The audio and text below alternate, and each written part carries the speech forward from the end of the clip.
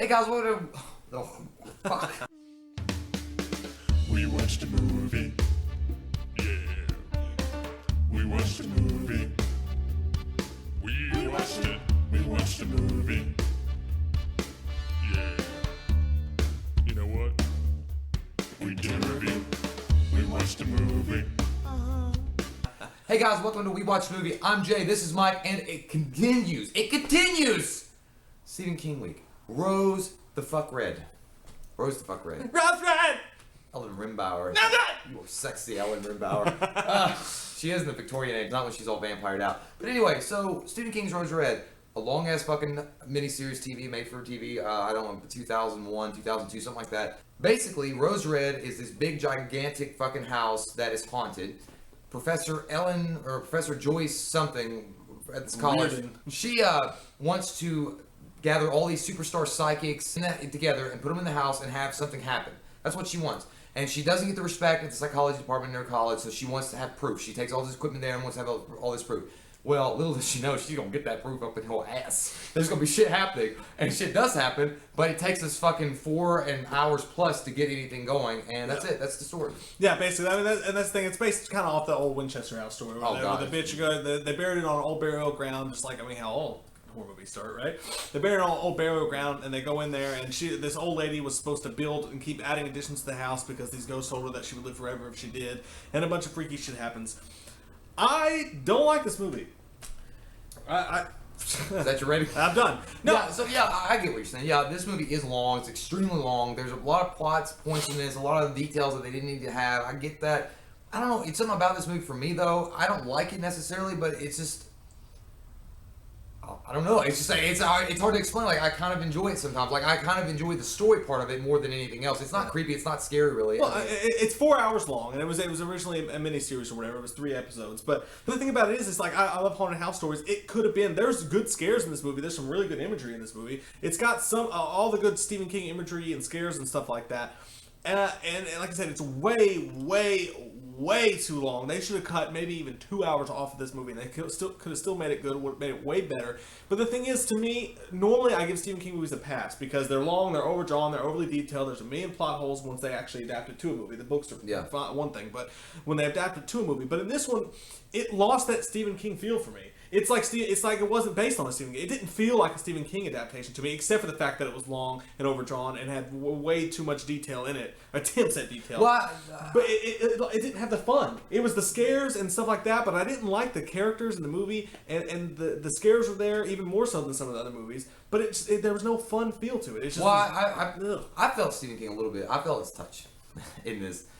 And also while I was watching it, but I kind of felt his fingerprint on it. I mean, it was as far as they were trying to make a real adaptation of his novel, because we pointed out before, we've already done a couple of videos about Stephen King. There is a lot of fucking detail in Stephen King books. There's a shit ton of it, and there's a lot of inner monologue and narrative that goes on throughout his books, and that makes it long. And the books are really good. I mean, there's no doubt that Stephen King's a master writer. But to translate that to film, it's hard to do. And I think they were really trying to literally do that with this TV miniseries. And I guess for me, they do it in an okay way. But again, this goes back to nostalgia. I actually remember watching this when it came on television. So, when I was in school, like high school, I'd come on like, and you're right. There's some really good scary imagery, like the ghosts and how they look. Like there's one part where Emery... I like that. Yeah, I don't know why I like him. He's a dickhead, but he's the funniest dickhead. But dude, every time they showed it, like I laughed my ass off every time they showed it because I mean I was like, are you trying to be comedic? Because this is funny as shit. If we had time to get a red wig and glasses, we would totally do this. But every time he showed it, it was just like something serious was going on. And they flash back to Emery, he'd be like. Yeah. The thing with Emery, nobody liked him. They thought he was a dickhead, but he turned out to be a pretty powerful psychic, and he changes. Like he's a mama's boy, or not? He's not even really a mama's boy. His fat mom is like overprotective and like smothers him, or not smuggles, but smothers his ass. Oh, she's a dick. She's a little bitch. She's like, I'm gonna buy these bears and go on our credit cards. He's trying his best, and I feel bad for him. He changes at the end. Well, what was he thinking with those faces that he made, dude? Every time the camera shot something, he's like, I think he was just a geek, dude. I think he was the quintessential like nerd, and not just that. He was just an asshole nerd, which is even worse. Like when he was like when they introduced Annie. And she's like the superstar fucking psychic, and he was like, and she doesn't talk because she's autistic, and he was like, I'm just gonna say he's like, oh my god, she's retarded. This is the thing, like they hammer the point home on the same topic so many times. Like I get it if you're gonna explain new things and go into new detail, so you need new time for it. But like that one scene right there when he was pissed off at Annie, he was like, "We should kill her.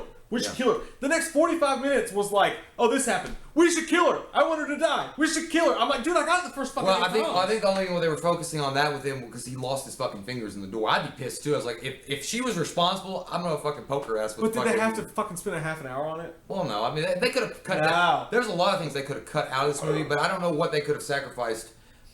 I guess maybe what I would have done is sacrifice certain parts, like maybe that part, like with him continuously saying, oh, let's get out of here, let's kill her, let's hurt her, let's do something. And then there was other parts where, you know, they tried to show a lot of Joyce losing her mind and she being so obsessed with getting the proof that she didn't care anymore. They could have cut some parts out of that, and then they could have focused more on explaining what the fuck the house was all about.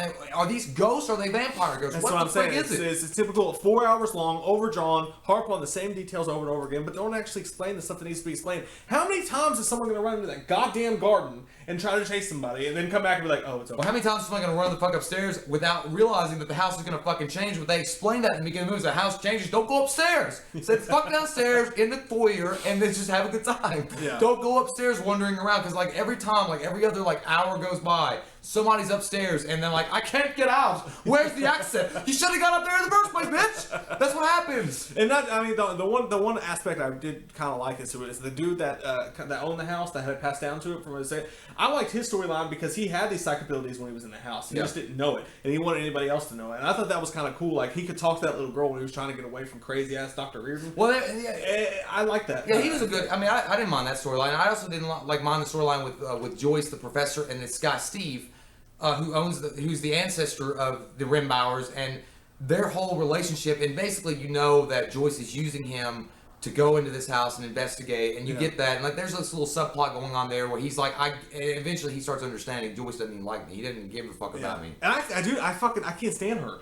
As an actress, Joyce. It's just not that she's a bad actress or anything, and I hate to say this about somebody, but stop fucking smile talking. She smile. Have you noticed that? She's like, the ghosts are gonna get us.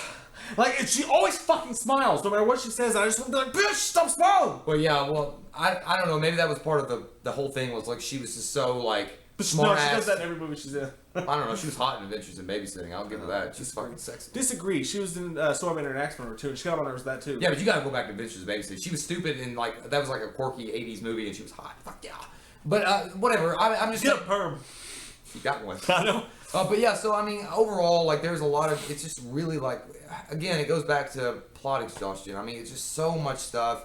There's just so much shit that's going on, and they don't really explain a lot. Like they lose that with it. I mean, it's just so much that you could have had with it, and then they just like they kind of go into that area, and they're like, we're gonna explain this, and then they don't explain it, and they go over here. That's pointless. Somehow, dude. Somehow, I don't know how he does it. If it's his presence on the set or what. And this is one of the few movies. I mean, he has a cameo in this movie as the pizza guy. He's terrible. Stephen King. He's like, do you guys do this a lot?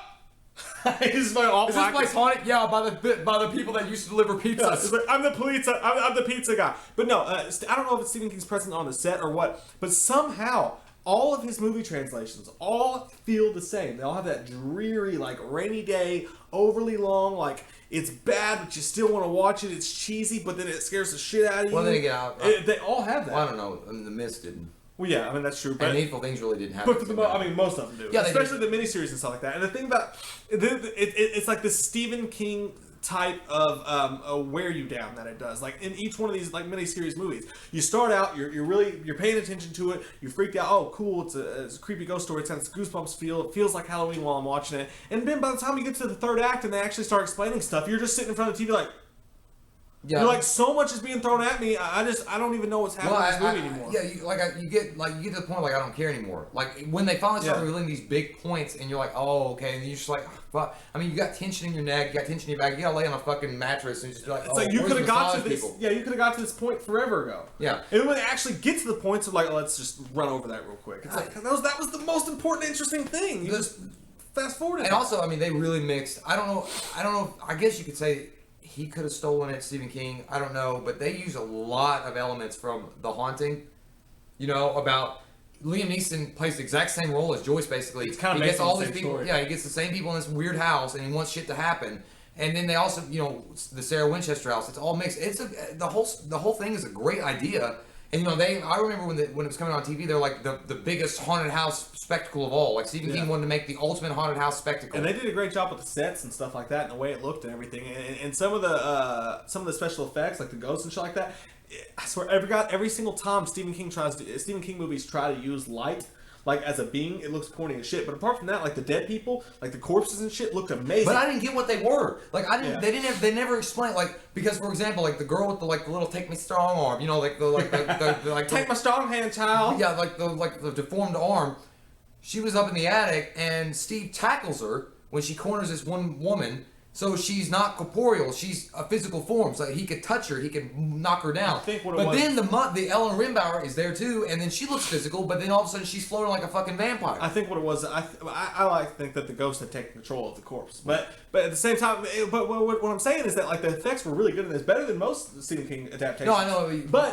But the point is that. Well, what I'm trying to get at is that where they're all psychics and shit like that, and they're all paranormal investigators, this movie had points that would have been really scary if the cast had reacted the correct way to them. Like, there's stuff that would happen that if the cast was freaked out by it, you'd be more freaked out. But where they're all psychics and shit, they were all just like, oh, that's happening. And it makes it not scary because you're not experiencing it with them, because every haunted thing that happens, nobody seems scared by it. Well, yeah. Let me go back really quick. The whole thing with taking... I know you could say taking control of the corpse, but there was no corpse for them to... I mean, it was like they were the people. You know, they were like caught in between the ghost and like they were like limbo. That's why the only I could explain, like, because they can't explain it. It's like maybe they're in limbo. You know, because Steve mentions at one point, he's like, they're in a place in the house where nobody can see.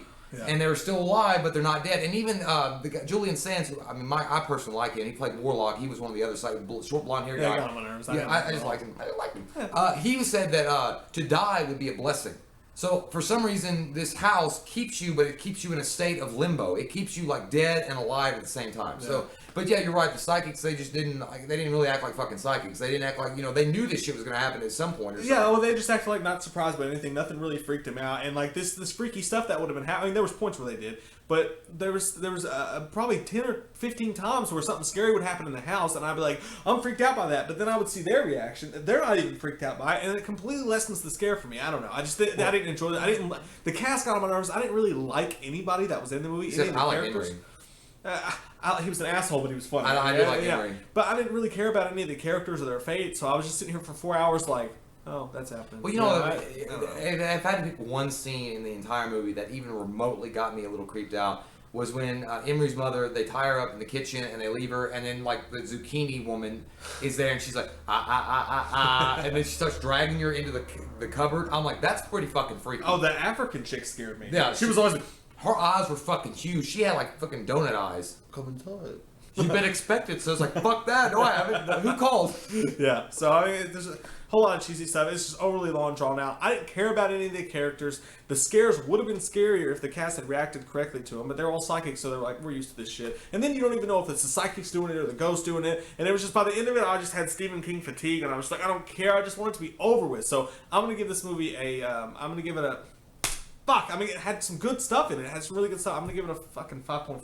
I'm going to give it a 6.0. It did have good stuff in it. It had some good, decent scares in it. Like, they had good ideas going throughout the whole movie, and it could have been a great movie, but sometimes they wore you down with too much detail. They wore you down with too much bullshit that didn't make any sense, or they didn't explain it well enough. And some of the actors just didn't perform like they could have performed. Yeah. So, yeah. I know people are like, this is a great haunted house story movie. It's got all this shit in it. How'd you give it a 5.5 or whatever? And I get that, and I understand that. I just think it really had a lot of potential. I think it had 8.0 potential. I think they really went all out, and they got this perfect house for it, and they did all this cool shit, but I just don't think it was executed. No, I don't think anybody's going to give you shit for it. 5.5 is not that bad of a score. It's above average. It's above average, yeah. So 6.0 and 5.5 is the same difference. I mean, it's not like, it's one of those movies. All right, you know what? It's like Are You Afraid of the Dark?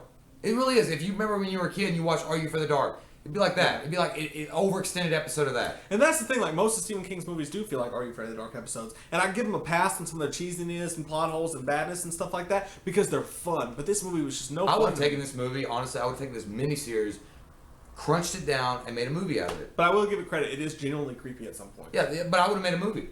Imagine making like a 2 hour and 20-minute movie about, or 2 hour and a half. It would have been a great movie. I mean, it wouldn't have been like, I'm not trying to say that's the standard, but it wouldn't have been like The Exorcist, but it would have been a great I don't House like flicks. the miniseries idea. I just don't like the miniseries whole thing. I think either if it deserves a movie and it can be shortened down and condensed and it could be a great movie, it could be a great movie. Or you do like Under the Dome and you make, and this would have been a good Under the Dome type Actually, series. you know what? Needful Things would have Needful Things would have been better. I actually would have taken this movie or anything like. I don't approve of the cable miniseries. Yeah. Premium, HBO, put the fucking time into Yes. it. Get HBO on behind it, Showtime behind it. Get them to give you money. Get them to give you time. Be adult oriented. And I think eventually we'll see that the way that these shows are coming up now. If it's a Netflix original series, maybe, or HBO Showtime, eventually we'll see that. And well, it'll apparently, be great. Speaking of American Horror Story, American Horror Story, yeah, I mean, that was fucking. That's pushing the boundaries right there for cable network TV. But The Dark Tower, another great Stephen King classic, 7 big ass books. Yeah. There's rumors that it's going to be an HBO, like Game of Thrones. It's going to be on HBO. I'd go with that. That's what these should have been done by. I think you want to talk about remakes and shit like that. There's so much stuff like a lot of people are pissed off about. What would you do? It on HBO. Perfect. That's great. where I go. That's where I go. I think it would be a really great 2 hour and 20-minute movie too, though. I don't know. It'd be hard for me to decide. But if I mean, 2 hour 20-minute movie would be great for it. But then again, if you had a miniseries on HBO where they're gonna pump the money and time. Well, I think now that Under the Dome's been successful enough for them to make a second season, maybe people start to get this idea in their head and redo some of these, and I hope that they do. But nonetheless, question today is, guys, what did you guys think of Rose Red? What do you guys think? Do you think that these things would be better served as movies, like straight up movies, not miniseries, or as long series episodes on like HBO or something like that? Comment below. Let us know. I'm Mike. He's Jay, and we'll see you guys next time on Pencils Are White. We watched a movie. Yeah. We watched a movie.